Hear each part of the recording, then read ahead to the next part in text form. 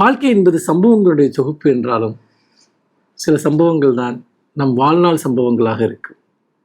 அப்படிப்பட்ட ஒரு சம்பவம் இன்றைய மாண்புமிகு முதலமைச்சர் மு.க.ஸ்டாலின் அவர்களுடைய அவருக்கும் எனக்குமாக நிகழ்ந்த ஒரு சம்பவத்தை சொல்ல வேண்டும். 2018ஆம் ஆண்டு நான் துபாய்க்கு ஒரு நிகழ்ச்சிக்கு செல்வதற்காக மருத்துவ பரிசோதனை செய்வதற்காக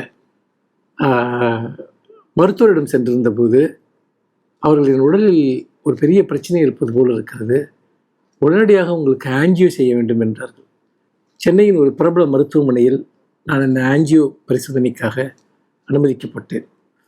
அவர்கள் பார்த்துவிட்டு, உங்கள் இருதயத்தில் 3 வால்வுகளில் 80% அடைப்பு இருக்கிறது, உடனடியாக ஓப்பன் ஹார்ட் சர்ஜரி செய்ய வேண்டும் என்று சொன்னார்கள். அது மட்டுமல்ல, அவர்கள் இங்கு அப்பல்லோ மருத்துவமனையை ரெஃபர் பண்ணி அங்குதான் மிகச்சிறந்த மருத்துவர்கள் இருக்கிறார்கள், நீங்கள் அங்கு செல்லுங்கள், நீங்கள் வீட்டிற்கு கூட செல்லக்கூடாது, நேரடியாக இங்கு செல்லுங்கள் என்று சொன்னது மட்டுமல்ல, திடீர்னு உங்களுக்கு ஏதாவது உங்கள் உடல் மாற்றத்தை உடைந்தால் இந்த மாத்திரையை நாக்கிற்கடியில் வைத்துக் கொள்ளுங்கள் என்கிற அளவிற்கு என்னை எச்சரித்தார்கள். ஏன் சொல்கிறேன் என்றால், என் உடல் நலம் எவ்வளவு மோசமாக இருந்திருக்கிறது என்பது எனக்கு தெரியவில்லை. நான் அந்த மருத்துவமனையில் அந்த வரவேற்பறையில் அமர்ந்து அந்த ஆஞ்சியோ முடிஞ்சு ஒரு நிமிடம் யோசிக்கிறேன். என்னிடம் பணம் இல்லை, உண்மை அதுதான். 2வது, ஒரு அறுவை சிகிச்சையை எதிர்கொள்வதற்கான தெம்பு எதுவுமே இல்லை, தைரியம் இல்லை. முக்கியமாக நான் என்ன செய்வது என்று தெரியவில்லை. அன்று எதிர்க்கட்சி தலைவராக இருந்த மாண்புமிகு முதலமைச்சருக்கு நான் ஒரு மெசேஜ் அனுப்பினேன் வாட்ஸ்அப்பில். இந்த மாதிரி டெஸ்ட்டுக்காக வந்தேன், இப்படி சொல்கிறாங்க, என்ன பண்ணுறதுன்னு தெரியலன்னு. அந்த தகவலை நான் அனுப்பிய 2 நிமிடத்தில் அவருடைய உதவியாளரிடமிருந்து எனக்கு ஒரு அழைப்பு வந்தது.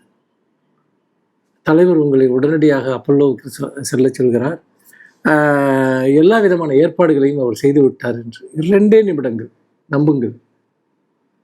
எனக்கு என்ன நடக்கிறது என்று எனக்கு தெரியவில்லை. வாழ்க்கையில் அப்படித்தான சில சம்பவங்கள் மிக வேகமாக நடக்கும்.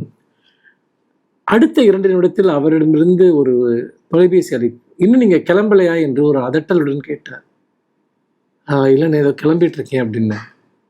அங்கே நம்முடைய டாக்டர்கள் இருக்கிறார்கள், நான் எல்லோரிடமும் பேசிவிட்டேன், உங்களுக்கு எந்த பிரச்சனையும் இருக்காது, நீங்கள் நேரடியாக செல்லுங்கள் என்று சொன்னார்.